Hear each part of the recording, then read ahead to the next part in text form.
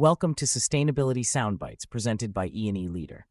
Denver Public Schools adds 25 electric buses via $11 million grant.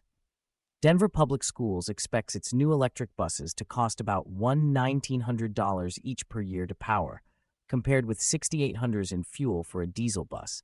But the bigger question is whether those economics hold once grant funding stops covering the upfront investment. Denver Public Schools is adding 25 electric school buses to its fleet, bringing its total to 28 and giving Colorado's largest school district what it says is the state's largest electric school bus fleet. The more relevant number for fleet operators elsewhere may be the gap between what DPS expects to spend powering those buses and what it spends fueling diesel models. A typical diesel bus costs the district about $16,800 annually in fuel, while DPS expects an electric bus to cost about $1,900 a year in electricity, putting estimated energy savings at roughly $4,900 per bus annually, or about $122,500 across the 25 new vehicles before maintenance savings, a difference of about 72% on fuel alone. Grants absorb the upfront cost. DPS said grant funding covered the roughly $11 million cost of the 25 buses and charging infrastructure needed to support them.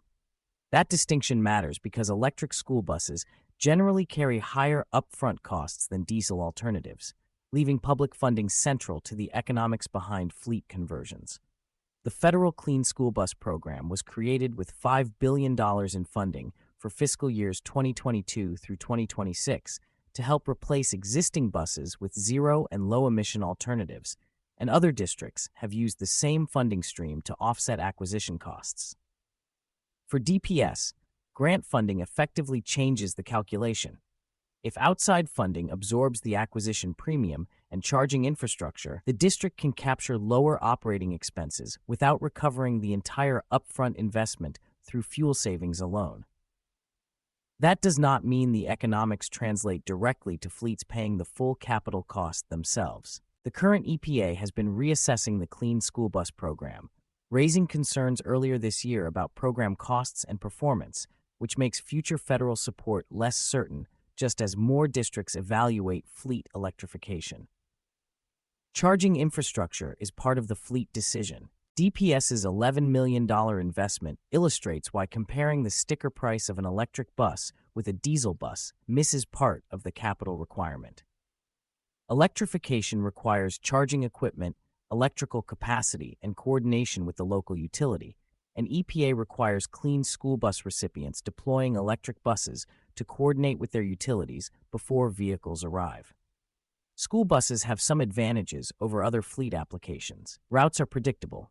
Vehicles return to centralized depots, and buses sit idle between morning and afternoon runs, characteristics EPA has highlighted as compatible with managed charging and vehicle-to-grid applications, an approach already generating grid revenue for some districts.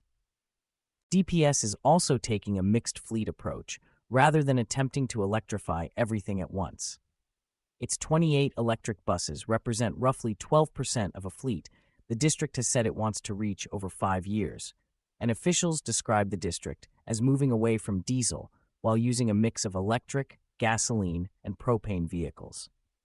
That may be the better template for other fleet operators. Electrify the routes where duty cycles and charging infrastructure work instead of treating the transition as all or nothing, a lesson other grant-funded fleets have applied at smaller scale.